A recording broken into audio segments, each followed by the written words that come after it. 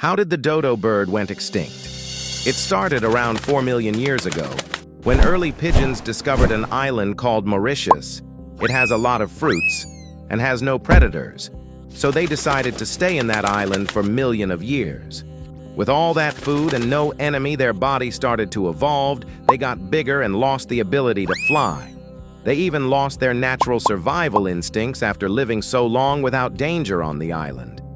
Everything changed when humans arrived in the 16th century. They quickly realized the dodo bird wasn't aggressive and didn't fear human, so they started hunting them freely.